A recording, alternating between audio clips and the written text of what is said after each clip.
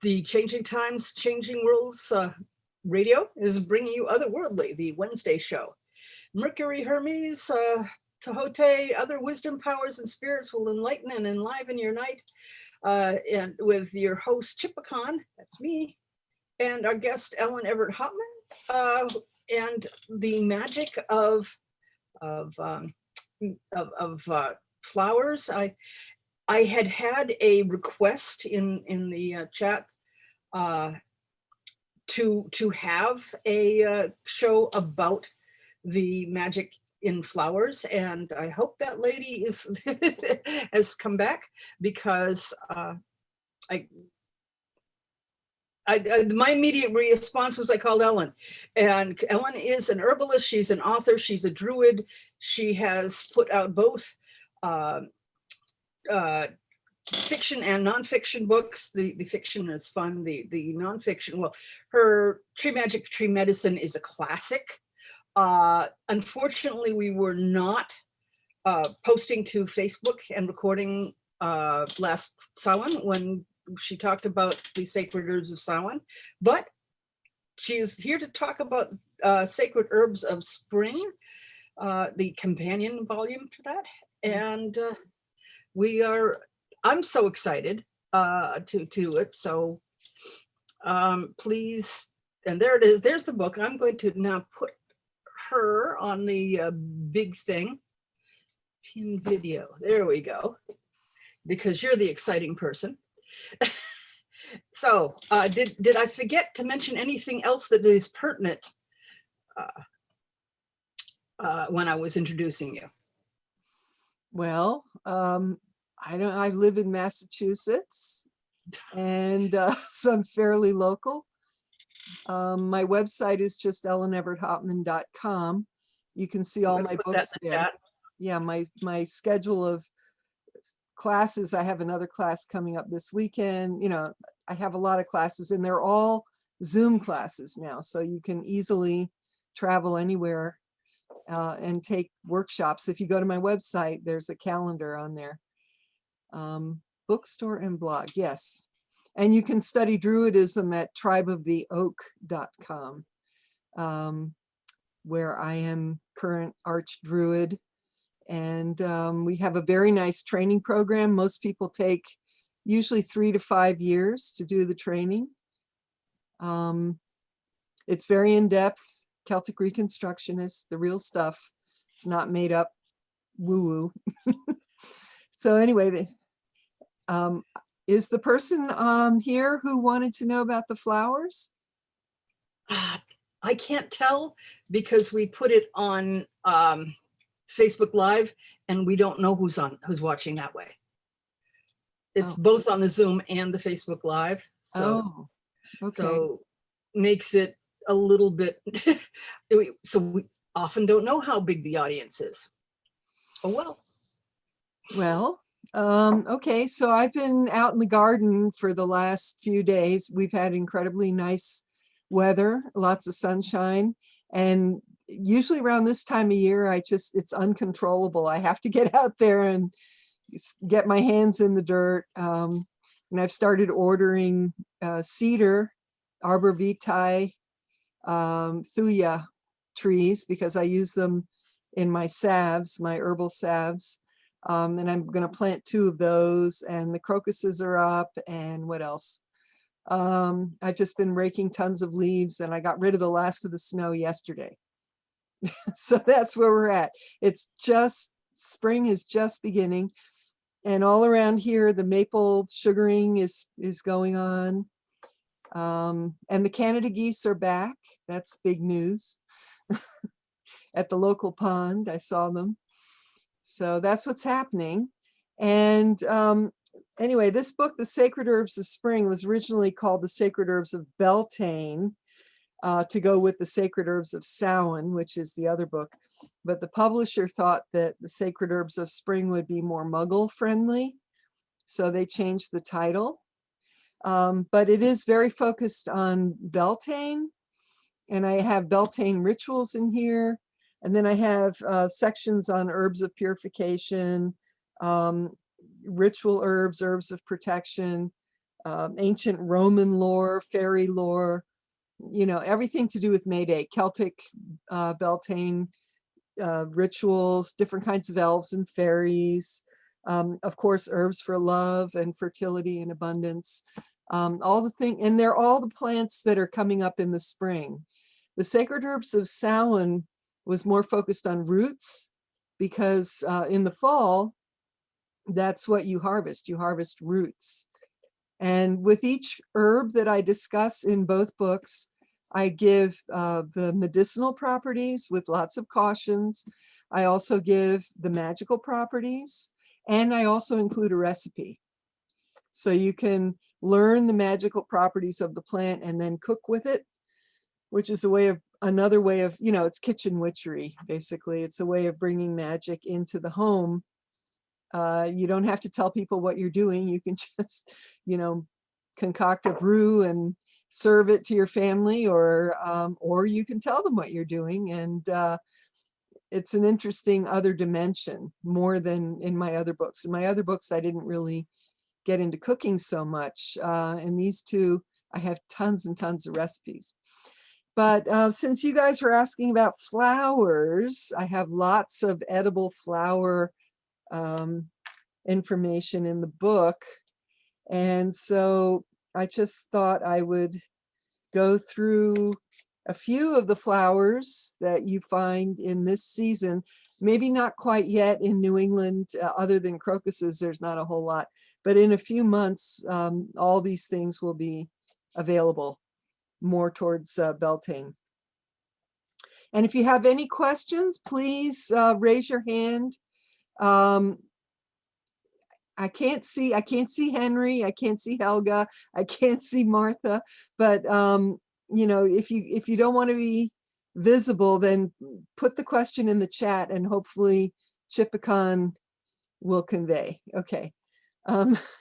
So apples, crab apples, you know, crab apples have an incredible abundance of flowers, and then regular apples.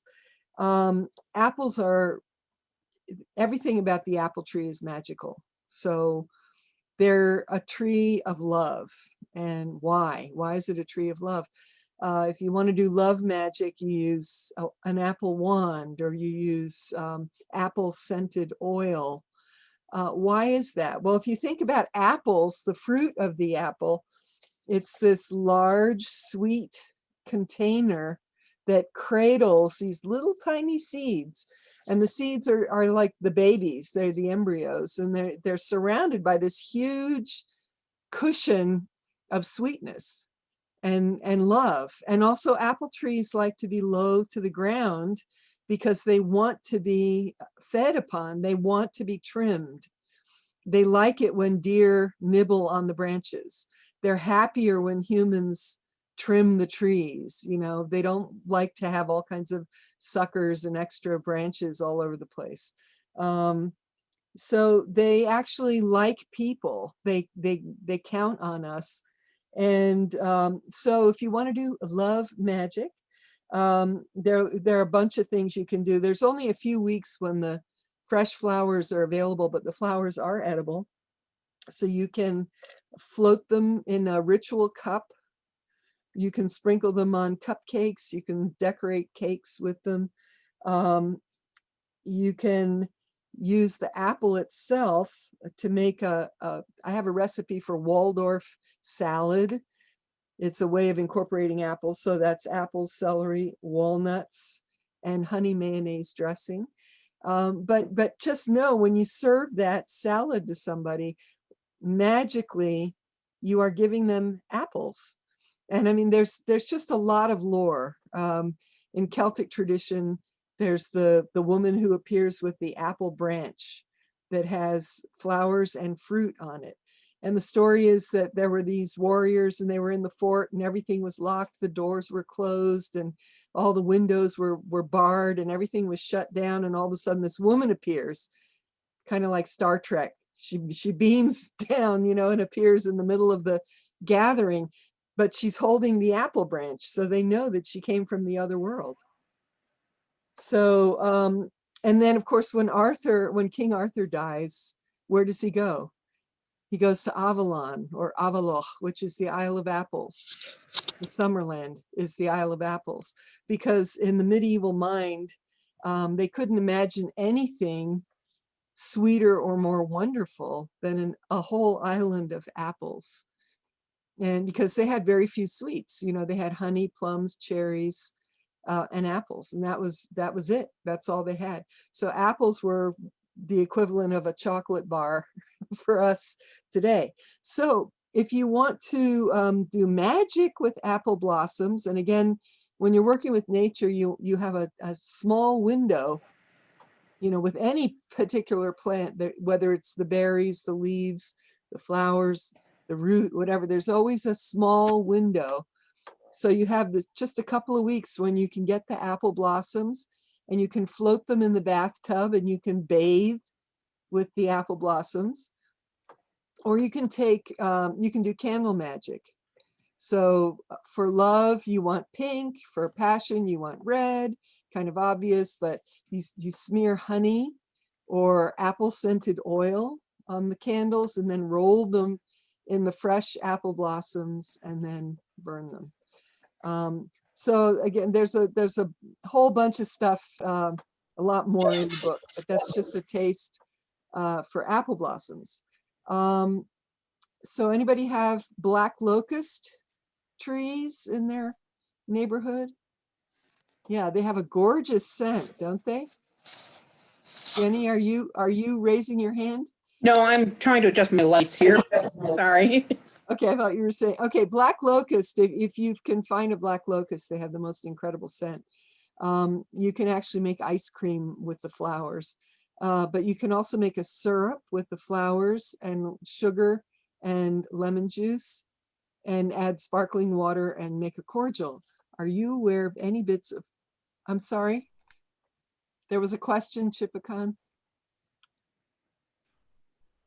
It disappeared. The question was, are you aware of any bits of folklore in Celtic focus that revolve around the flowers, whether it be metamorphic story or other tale, and specifically the non-herbal flowers? She might be talking about the Hermit story. A metamorphic story, it says. Okay, well, I just told you one story about the woman that appears with the apple branch. That's a Celtic story. But yeah, there's the story of Ermid. Although she's the sister of Mia, the son of they're the son and daughter of Jan Kecht, who is the god of medicine. And oh, bye Martha, sorry. The god of medicine, who I don't really like that much. Sorry. He's not very nice, but he was extremely jealous of his son Mia, who is a very good healer. And he actually attacked his son 3 times and finally clove his skull in 2 and killed him. And he was buried in the ground, and where he was buried, 365, it was medicinal herbs actually, not flowers so much, but 365 herbs came up from where he was buried. So if you think about a body buried in the ground, so herbs that have to do with the head came out of his head, herbs that have to do with joints came out of his joints, herbs that have to do with the belly came out of his belly, and so on. So there's 2 possibilities here, because we can't talk to the ancient Druids, of course, but it's either, because it's 365 herbs, it's either a calendar system where every day of the year was named for an herb or a flower, or else it's a way to catalog herbs. You know, what's for the head, what's for the hands, what's for the joints, what's for the belly, what's for the lungs, you know, because they didn't really write things down so much. The Druids kept things in the oral tradition. So you have these very dramatic stories. Anyway, so Miach gets buried and all the herbs come up and they're all in their correct positions. So Jan Kecht, who's as usual jealous and mad, comes and kicks the herbs and scatters everything and makes a big mess out of it. So Ermid, who I think of as the goddess of herbalism, she has to try to put things back in order, and I think we're still doing that work. Herbalists are still trying to figure out what goes where and what's for what. It's an ongoing, many lifetimes of effort, So, okay, borage. Anybody grow borage in their garden?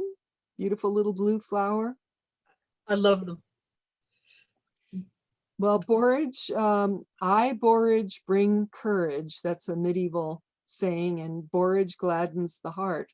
Borage deals with the emotional pain that if you persist in the emotion, the pain, it will actually damage the heart. And so I borage bring courage. It encourages you so you don't damage your heart. It's an herb of Jupiter. So Jupiter is expansive energy, right? Heals emotional pain and melancholy. So what do? You get the little blue flowers and you can freeze them in ice cubes, and you can have those all summer. They're very nice to float in lemonade and things like that. And again, you can also decorate sandwiches. You can decorate cakes, cupcakes, salads. You can candy the flowers. I have instructions for how to candy flowers. Any edible flower that I mentioned, they can all be candied and used. You can keep them for about 6 months in between layers of wax paper. But anyway, borage root, the root can be dried, powdered, and burned as incense. Again, that's a magical way of working with borage. If you want to bring the energy of Jupiter, courage, expansion, joviality, bigness, as opposed to being frightened and contracted, Any questions at this point? Anybody? No? Okay. Burdock. You guys know burdock? It's the one that makes the burrs that stick to your dog and your pants. So I may be the only one who actually moved into a property and looked around and said, I haven't got any burdock. I'd better bring some in. I did the same thing. I brought in nettles. I brought in burdock. I need nettles. Oh, well, I have some, but actually what I've been doing for the last few days, I've been planting chestnuts. And it's kind of, I live in, there's 3 miles of woods behind the house. So I've been planting chestnuts all through the woods. And I'm hoping that they survive because of the chestnut blight, But these are edible sweet chestnuts. 1 out of every 30 trees in New England used to be a chestnut until the chestnut blight came. So they're developing strains of chestnuts that are not susceptible to the blight. But these are from a tree that was growing just fine. So I'm hoping. Anyway, back to burdock.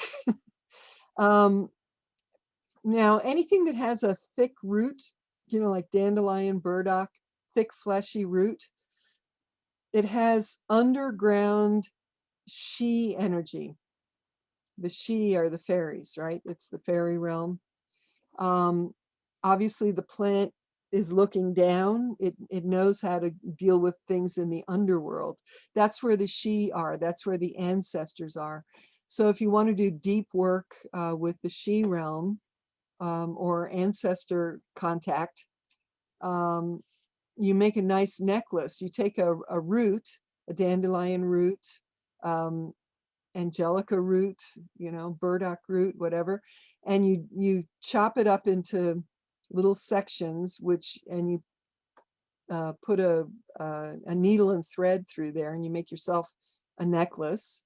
You can also make yourself a crown. And this is just something as you sit on the ground, because these are very grounded plants, right? Sit on the ground, wear your necklace, communicate with the plants.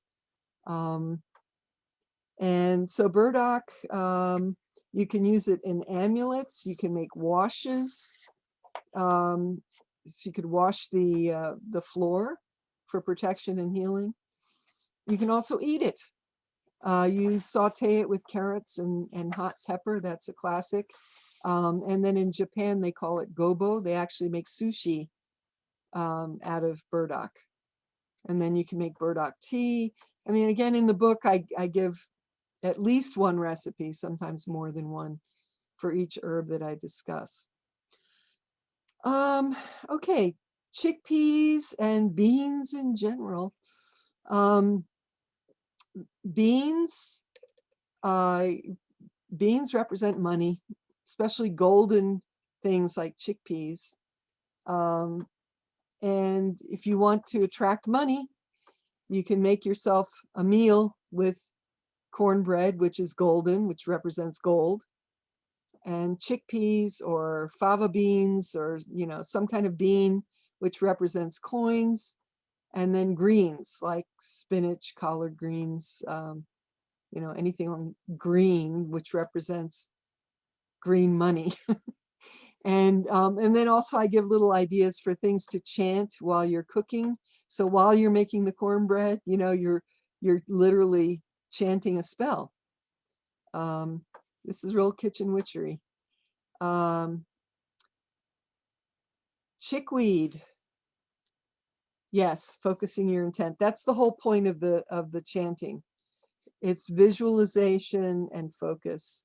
That's what magic is. That's why anything that's on your altar, whether it's a smell, a sound, a color, a day of the week, whatever it is, it's all to focus your mind for manifestation.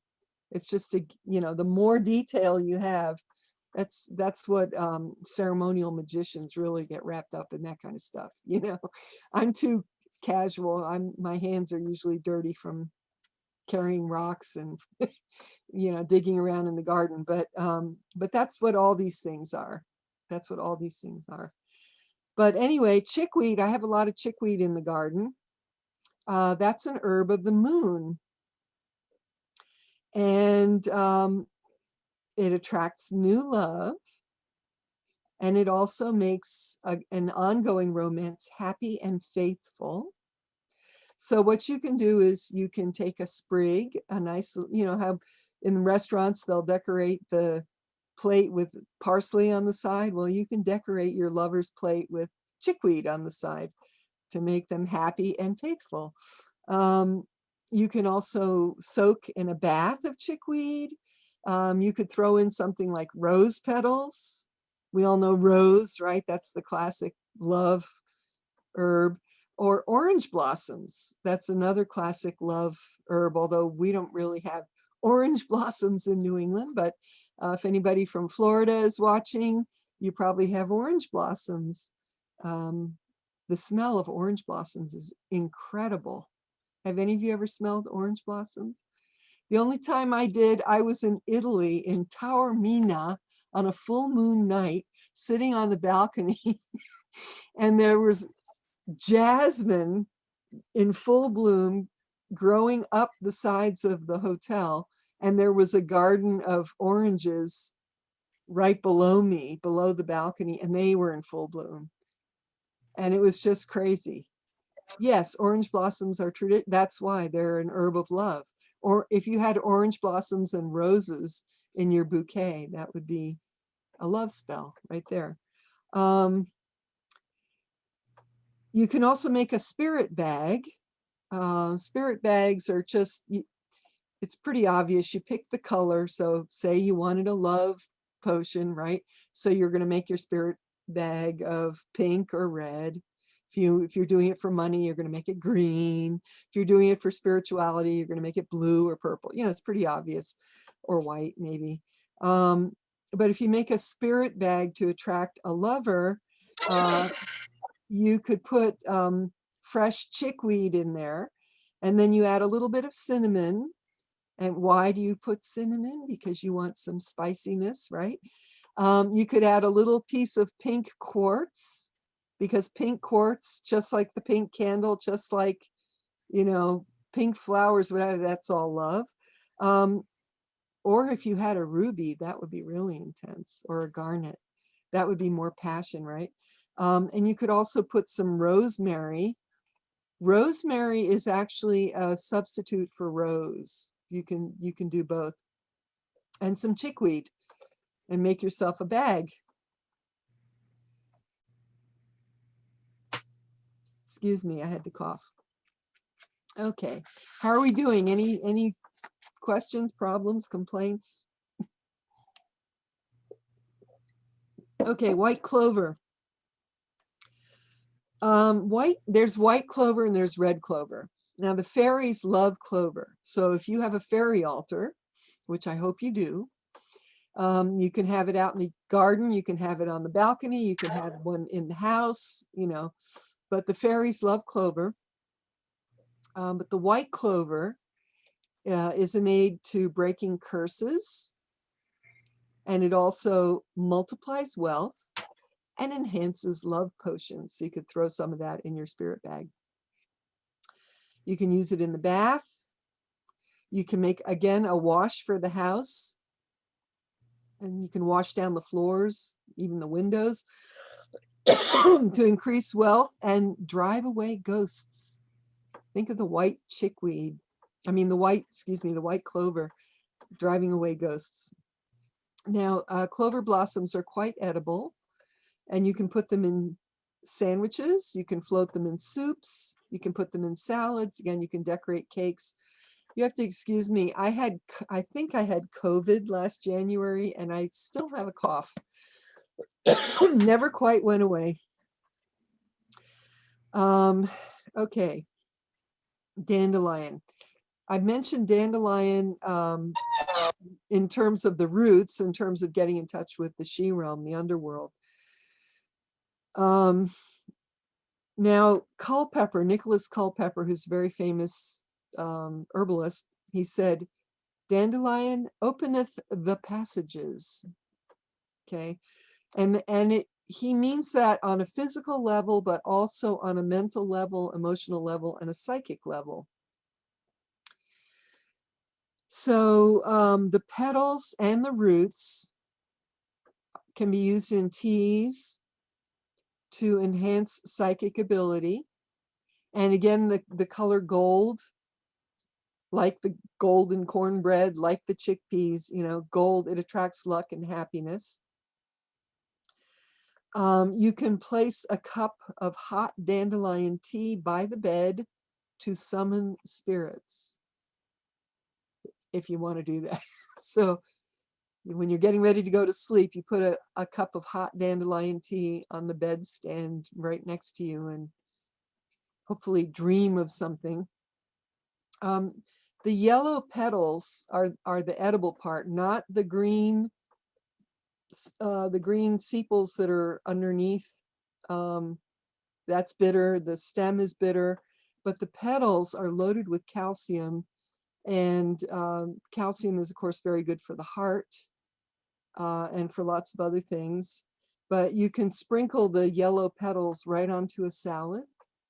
You can use them in teas. And again, this will increase psychic ability.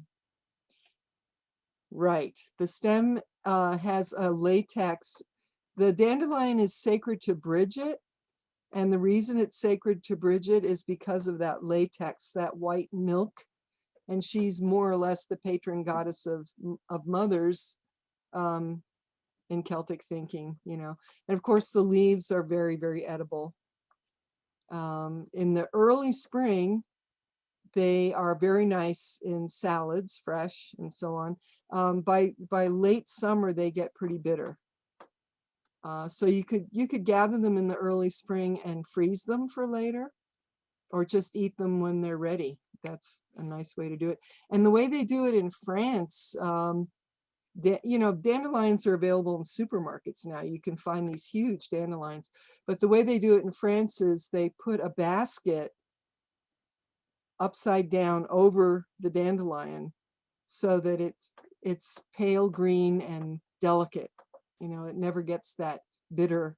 They do the same thing with asparagus, and that's how you get the white asparagus, you know. Ellen, I have found that dandelion gets bitter after it blooms. So if you keep on taking off those blooms, the leaves will stay. Unfortunately, the bees, or fortunately, the blooms are very necessary for the bees.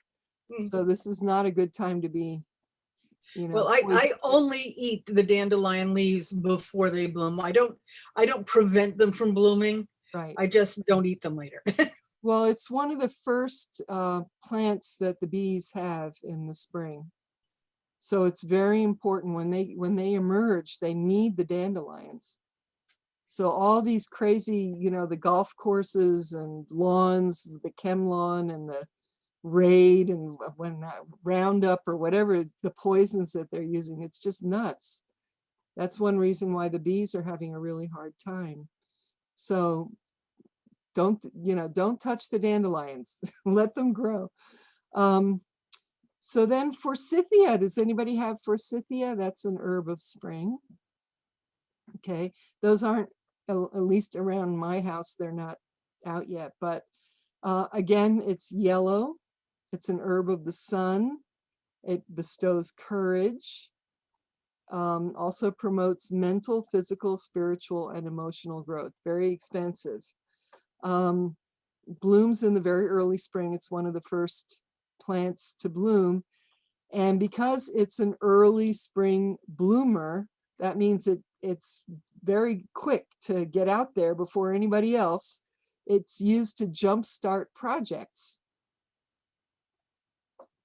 That's its energy. So you can sprinkle the Forsythia flowers on cakes and wine, salads, stir fries, and teas. You can make a syrup with sugar and a little bit of lemon. And all through the book, with all these edible flowers, I talk about syrups.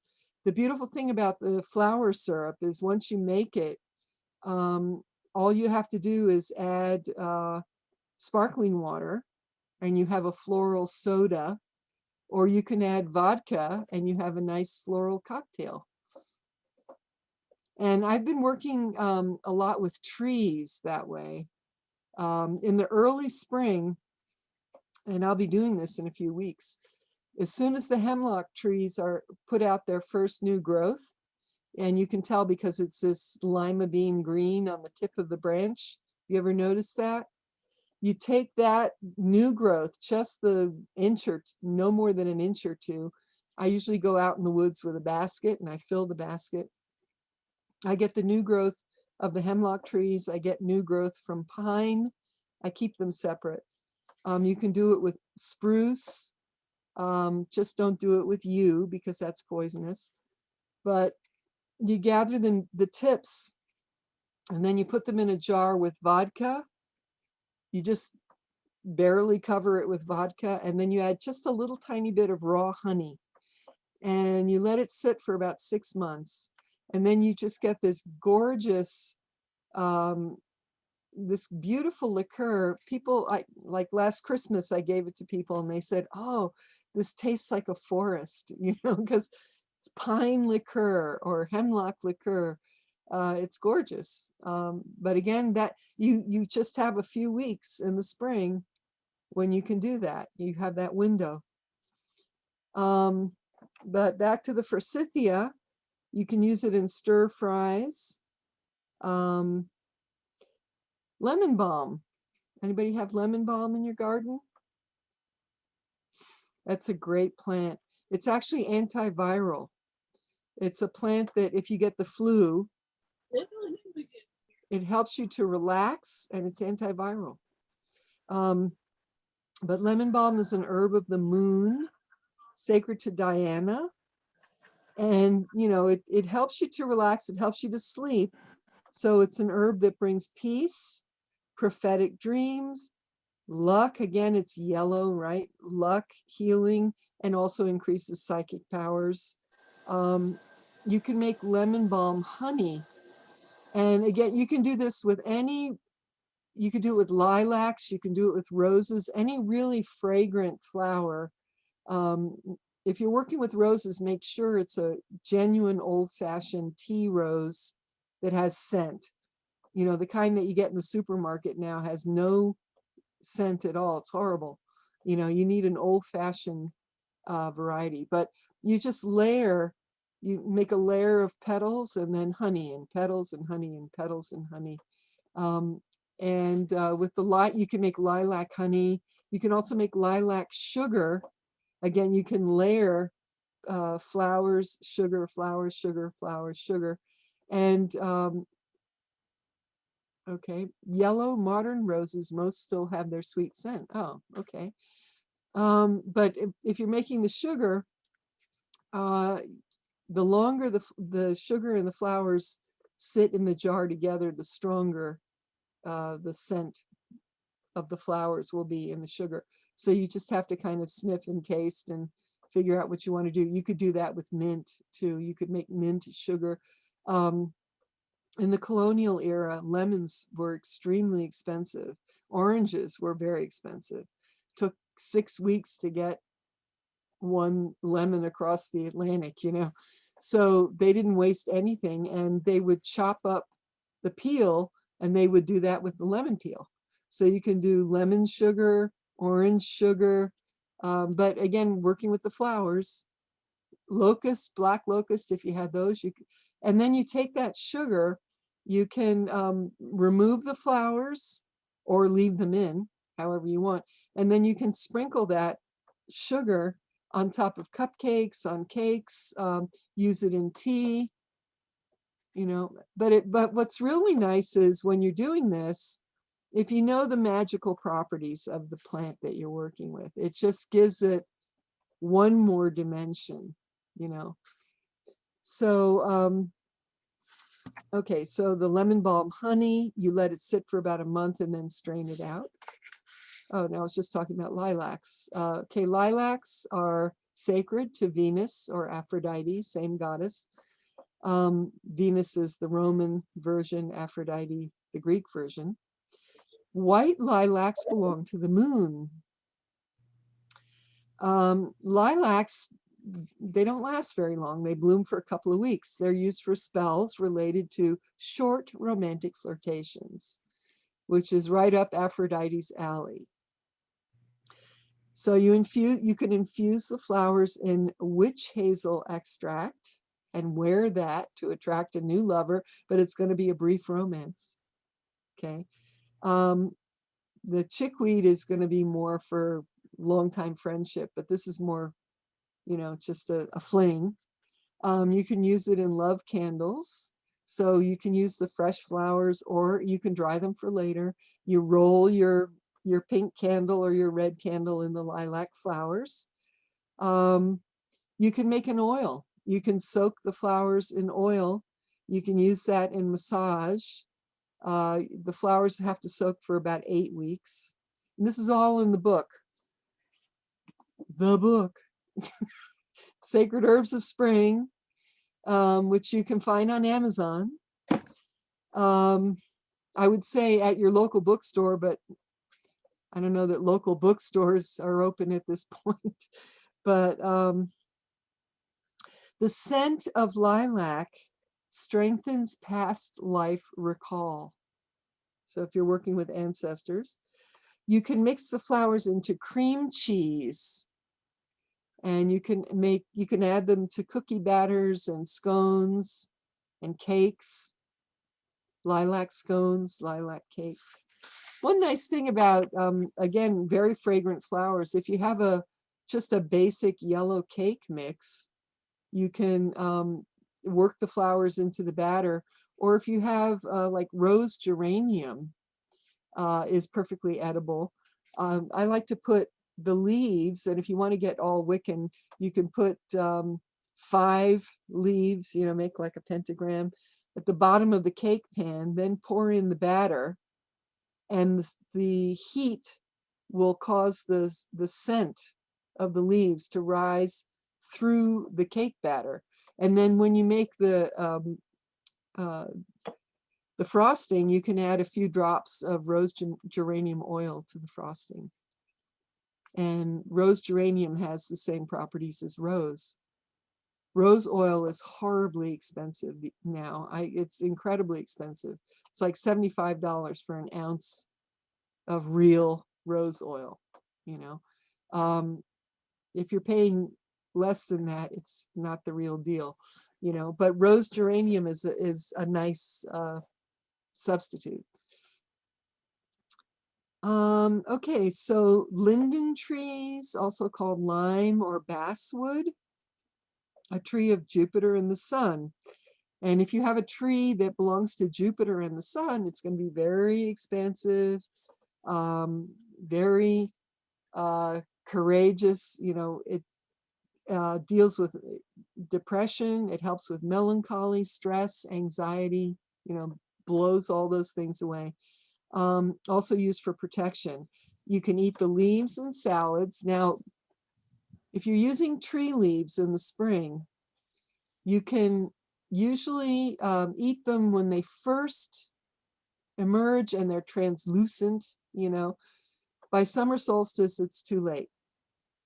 Have you noticed that in the early spring, the leaves are almost, they're like stained glass windows almost, you know, but they're by summer solstice, they're opaque.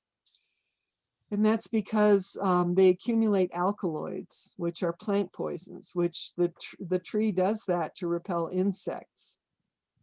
So whether you're using the leaves for food or for medicine, after summer solstice is too late.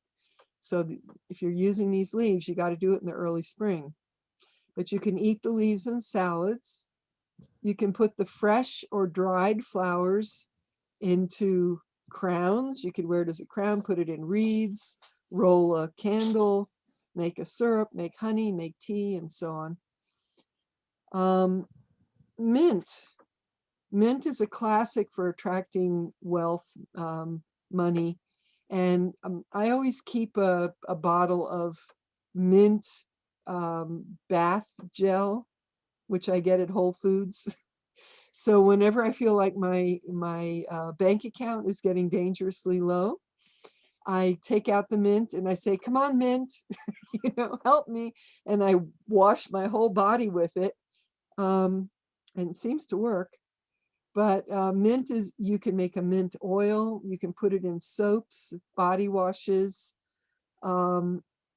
It attracts, well, it's green, right? So mint makes great bug spray. Okay.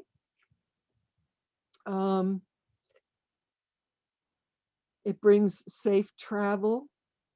And again, fresh mint leaves, or you can candy the mint leaves for later. You can decorate cakes, cupcakes, ice cream, parfait. You can make mint sugar, mint honey, mint ice cubes. Use mint as a garnish. Any comments? Complaints, questions? No. Okay. I'm just going through this list. I hope it's not boring. It makes it easier to take notes. I noted, I planted a mint garden and discovered that mint is promiscuous. It will crossbreed with anything in the mint family. And trust me, you don't want to make tea or cook with the cross between peppermint and oregano. Well, actually, that would be a very good healing. That would be a good antiviral. Cacti could do that too, huh? Yeah, oregano. But now the lemon balm is up in the north, and the mint is in the south, and the oregano is over in the west, and I keep them away from each other. Although I came up with we have a lovely lime mint that I have no idea where it came from, but it really tastes like lime. So, but the botanists, as I understand, no longer bother trying to catalog every mint because there's just too many. They're little bimbos. They will sleep with anybody. And so I talked about greens. You know, if you're trying to attract abundance, you have the cornbread, the beans, and the greens. So mustard greens, collard greens, kale, spinach, all these things that sometimes they're there all winter, but they're also things that come up in the spring. They all attract wealth. They all represent money. And nasturtiums Nasturtium flowers, very edible. Now, nasturtiums are hot. They taste hot. They're an herb of Mars. And it's not, you don't want to put nasturtium. You could decorate maybe the edges of the plate if you want to decorate a cake with nasturtiums. But in general, you don't want to eat a bite of sweet cake and have a nasturtium. Coin shapes in nasturtium. The leaves look like they look like a shield, kind of. I think, but anyway, because they're hot, the way to work with them is to use them in sandwiches, like cream cheese sandwiches. And as an herb of Mars, you plant them near the house to repel intruders, and also to bring perseverance and victory. You can add the flowers and the leaves to salads, sandwiches, and stir fries. And then another herb of Mars, of course, is nettles.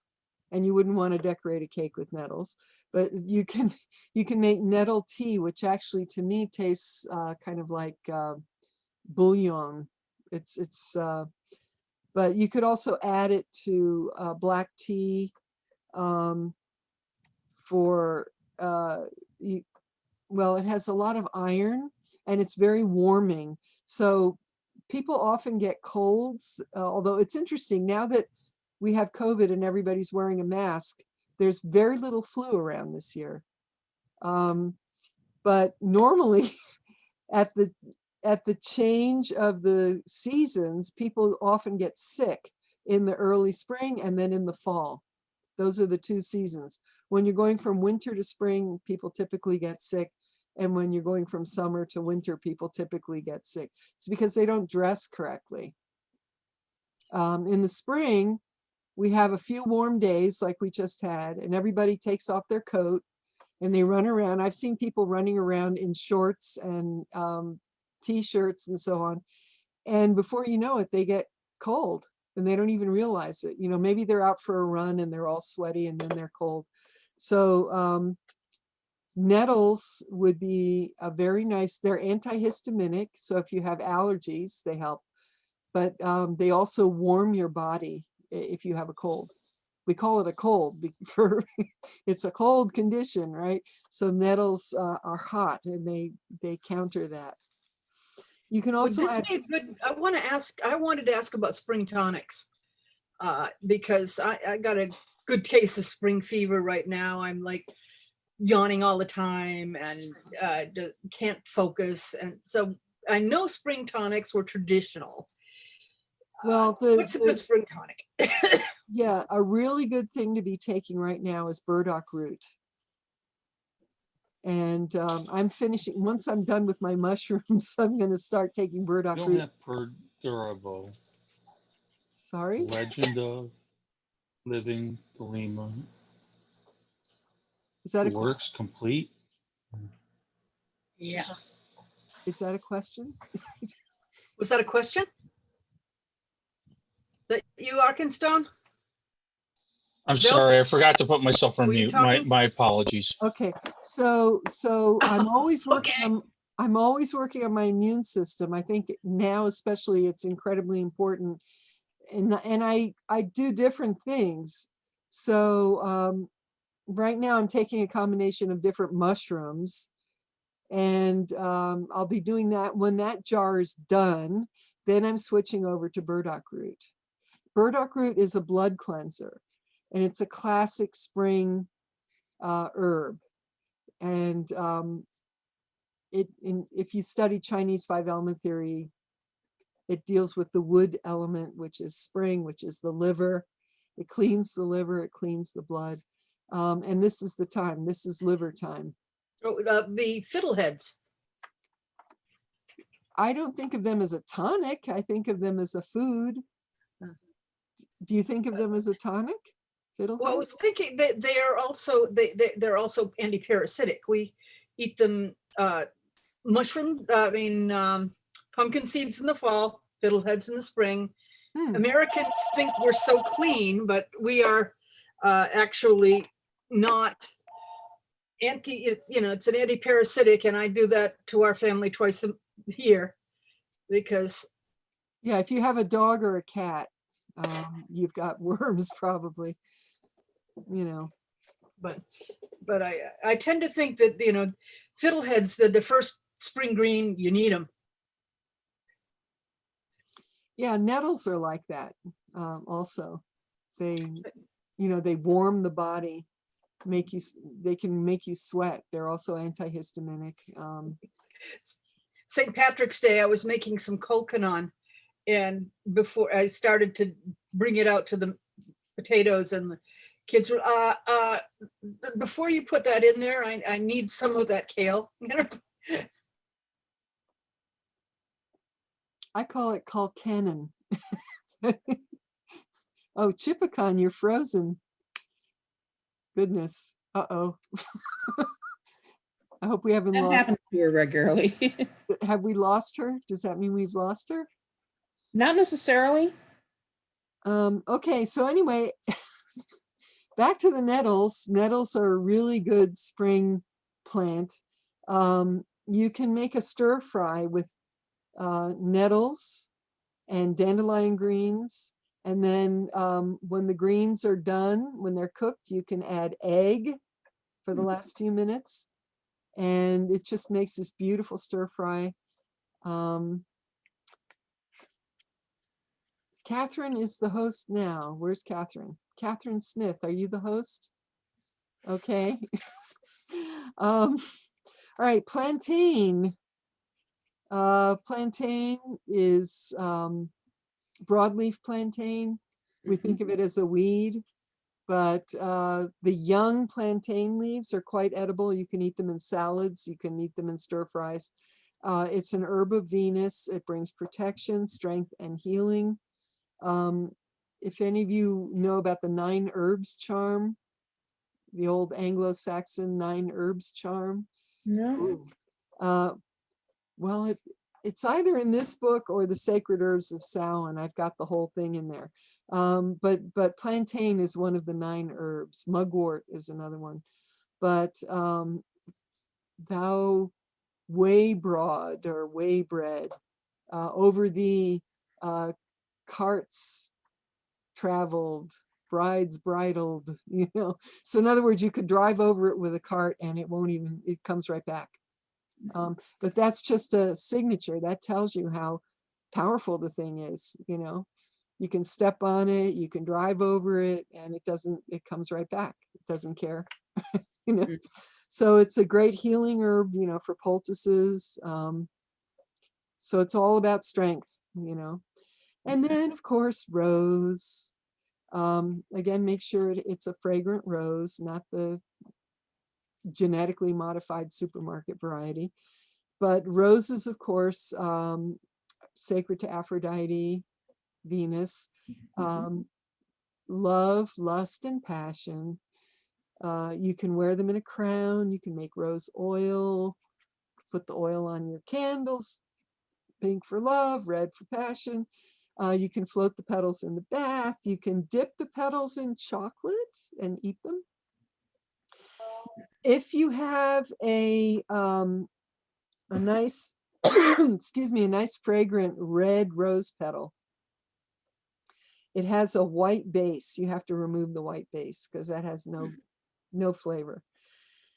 You can make rose petal jelly. You can make rose petal vinegar, rose honey. You can candle the petals. You can decorate cakes.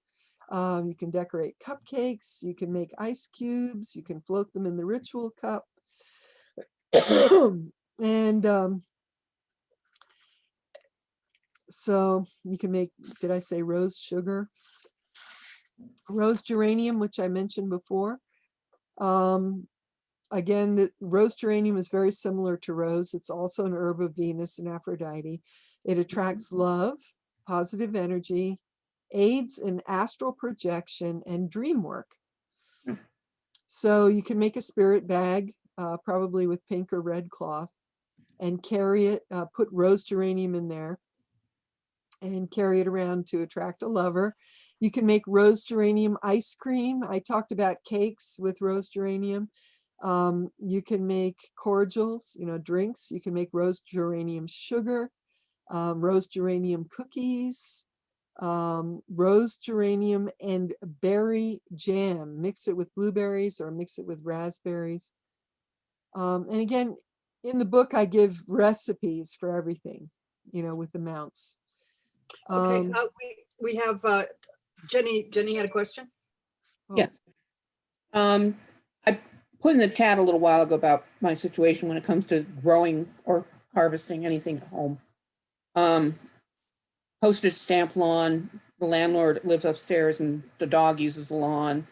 The town sprays weeds on the sidewalk right there. I have no friends with yards with any of these things. I have no friends who live near forests or anything where I can go harvest. What do I do if I can't have access to fresh harvest or grow them myself? Can you drive? We can drive, but we're disabled otherwise and don't do like walks in the forest or anything. Oh, because I was going to say wild crafting. Most of my medicinals come from wild crafting because I live in the woods. There's very little light here. I'm in Syracuse, New York, and really don't have easy access to that. Do you have a porch at all? I can't grow things at home. I tried growing things on the porch last year. Everything died. Do you know why it died? Because I wasn't physically well enough to take care of it. I couldn't get out there and open the windows every day. It's a closed-in porch, and if you don't open the windows, it's a north and south. It's a south and west facing porch, and it's full sun. Well, gee, you've got ideal growing conditions right there. No, it's an unvented greenhouse. It gets too hot and kills everything. Well, then you would put up shades. You would hang curtains or shades. It's not really an option for us, trust me. We are financially. Okay, then yeah. I don't know what to suggest then. I mean, are there places I can order herbs and use them just as well as fresh crafted? Oh yeah, of course. You can order anything online, anything you want, but you're not going to get fresh. You're going to get dried. Yeah, you can work with the dried plants. Okay. Yeah, Mountain That was what I was Rose. wondering. There's a place called Mountain Rose. Okay. They have, but they don't have everything, I mean, you have to look around. There's another place called Southwest Botanicals. If I can't find something on Mountain Rose, I'll often go to Southwest. Okay. Frontier used to have a lot of stuff. Now they're more into culinary things. Oh, are they? Okay. But sometimes you can find something on Frontier. Yeah. And I hate to say it, but Amazon, you can find anything on Amazon. No herb farms nearby that I know of. It's a really shame because we had lovely large growths of purslane, for instance, in the yard.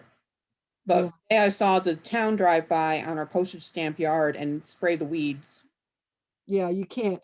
You have to be, I like to say 1,000 feet from a road, but at least 500 feet from a road, because you don't want any pollution from cars. Yeah.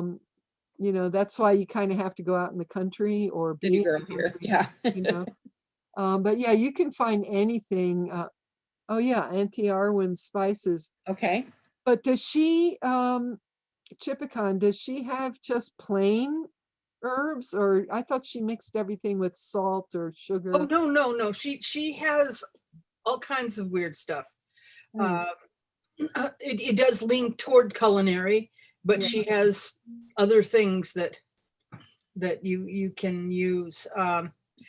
Also, if you can reach out through the internet, if you're going to get from Frontier or from some of those other sources, they like to sell you a pound. And you might want to club with 2 or 3 other people who only want 4 to 6 ounces of coltsfoot or something. Yeah.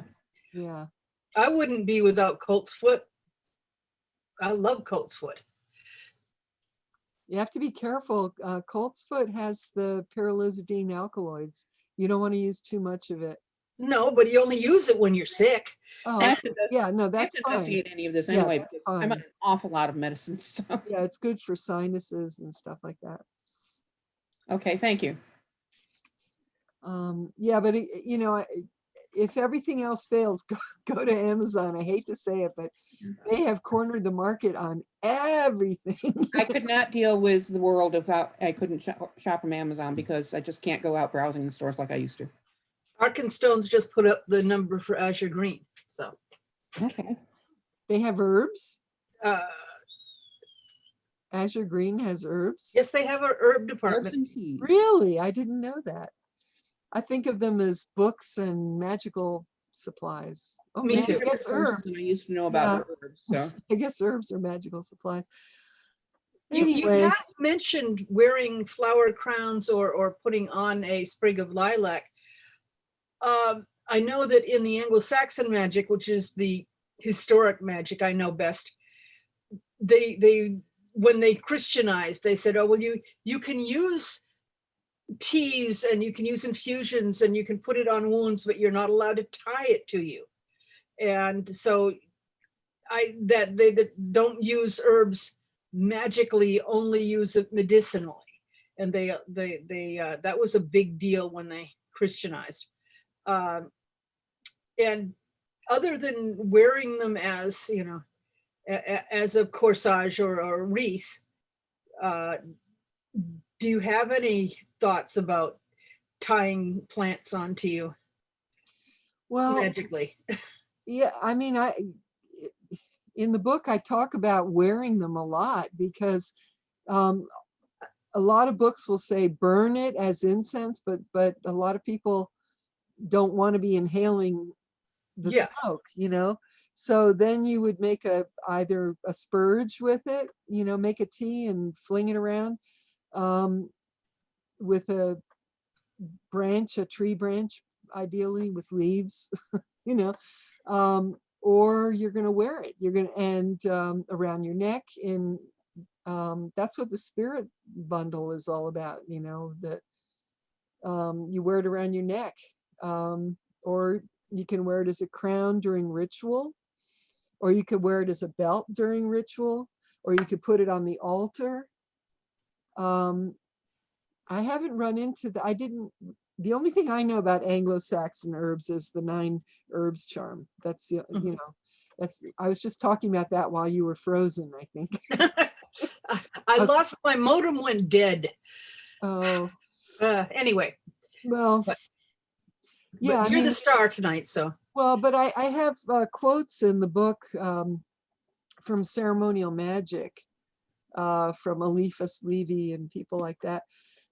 And they talk about wearing a crown of, you know, something that's accepted. Yeah, I do notice that we have hit 9, and so technically we're supposed to stop. They've never given me a hard time if we didn't. I had one other question that I really wanted to ask Yeah. about maple, which is to me the sacred plant of New England. Do you have that in the book too? I don't know if I have it in this book, but I certainly have it in Tree Medicine, Tree Magic, and yeah, it's not in the Druid's Herbal of Sacred Tree Medicine because it's not a European tree. But I have a whole chapter in the book Tree Medicine, Tree Magic. Where is it? Tree Medicine, Tree Magic is a classic. It's been out since the 1980s, but it's since been re-released. This is an expanded version, and because, yeah, I have a whole chapter on maple, but it has full color illustrations. I got to get a new one. And every tree that I mention, I have recipes for how to eat the tree, or you know, how to cook with it, which is something that wasn't in the original book. But I'm trying to find the maple. Let's see, where's maple? Anyway, yes, maple is in the Seneca tradition. Maples are a tree of creativity because they turn bright colors in the fall. So if you're making musical instrument or a drum or a paintbrush, if you're an artist, use maple wood because it will help your creativity. And it's another tree like the apple that likes people. And that's why they live on the side of the road and they don't die. You know, a lot of trees would drop dead if they were on the side of the road, but the maples do just fine. They can handle humans, and they produce this incredibly sweet sap, which is like the apple, you know, that's like this incredible sweetness that comes from them that they share. You know, even if you don't tap a maple tree, I have a big maple in front of the house, and in the early spring, the tree just, it's like it cracks open and starts dripping, you know, and the squirrels and the birds are all up there lapping it up. Yeah. The tree does it all by itself. So it's giving. It's a very giving tree. It is. This is not so much on herbal or flowers, but how do you feel about the Giving Tree book? Do you know that one? It's a children's book called The Giving Tree. Yeah, I've heard of it. I don't have kids, so I haven't really focused on it that much. I have a great hate relationship with that book. The book gives until there's nothing left but a stump. It's like, Oof. this is not good behavior to pattern for. Especially not for girls. No. Especially. Oh, speaking of which, I have a children's book coming out. I'm very lucky. The illustrator is fantastic. Oh yeah, this is the time to promote any classes, herbs, books, anything. Okay, well, for classes, if you go to my website, which is elleneverthopman.com, you'll see my calendar. Like I have, what am I doing? I'm doing the Sacred Herbs of Spring this weekend. But yeah, I have a bunch of classes coming up. They're all Zoom classes. Yes, and you can study Druidism at tribeoftheoak.com if you want to learn more about that. But the children's book, they're now pushing it to next spring 2022 because Lauren Mills is doing these. She's doing oil paintings for the illustrations. Wow. So it's a book of stories. They're all original stories. But for each story, she's doing one incredible. I mean, they're beautiful, really beautifully done. She's a fantastic artist. She's actually pretty well known. I would not be surprised if she won an award for this because, I mean, the drawings are that exquisite.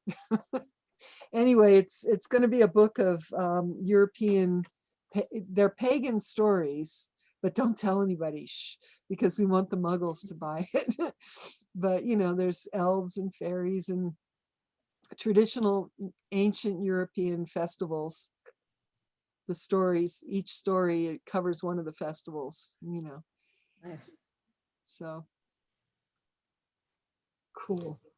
And I'm writing a book right now, which will be the third book in this series. It's going to be the Sacred Herbs of Yule and Christmas. That's what I'm working on right now. So. And then later, and then another year we have another the summer herbs. Maybe. I have to see. I might get bored with this, you know. But yeah. I mean, I had no idea there's so many spirits of Christmas that are, anyway, it's much more there than I ever thought. Anyone else got a question? It's 10 after 9. So I think it's time to wrap up. Well, this is where I remind everybody. First, I thank you, Ellen, for coming on, especially when, you know, it's like, hey, I've got a topic. Will you please,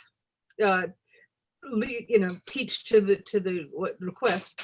But remember, tell all your friends about Changing Times, Changing Worlds, both the conference in the fall and the weekly show and and on YouTube, it's we've got our YouTube channel there. We want to, because frankly, the word of mouth is our best advertising. Next week, I've got Honored Jarek, who's going to be talking about the unquiet world, the loss of silence and its effect on energy. And then the next month, I've got Michael Clark doing tableau readings, which is using like the whole deck of tarot cards, or maybe more than one deck, and Rod Cox talking about Runepalder. So the conference is going to be held virtually again, November 8th to 14th, evening classes and panels on Monday through Friday, and all day long Saturday and Sunday. And we can, and if you have to, if you can encourage anybody who would be a great speaker to let us know, because we'd like to have them. This is going to be, a theme this year is harvest, and we'd like to have all of the work we've done for the past 12 years come to fruition, and so that maybe in 22, when we start over, we can get physical again. But let's get physical. yeah, well, and why not? I want to thank you again. It's lovely to see your face, but it would be nice to breathe the same air with you. And while we're still in masks, we will continue to be virtual. Okay, well, hopefully I'll see you guys again in November. Yeah, That'd be and nice. I do not put it past me to hit you up again if somebody has a topic. Be free, and as you see from tonight, if you have something you want to hear more about, there is a truth that speakers like to address where there is a need. If somebody says, please tell me more about this, that is very appealing to most speakers. It's like, yes, I know that, I can tell you. So if you have something you want to talk about, that's what the comments are for. Come to the Changing Times, Changing Rules Facebook page, or leave comments wherever we're trying to be more visible. So thank you, and I'm going to turn off the recording. Mhm. Here we are now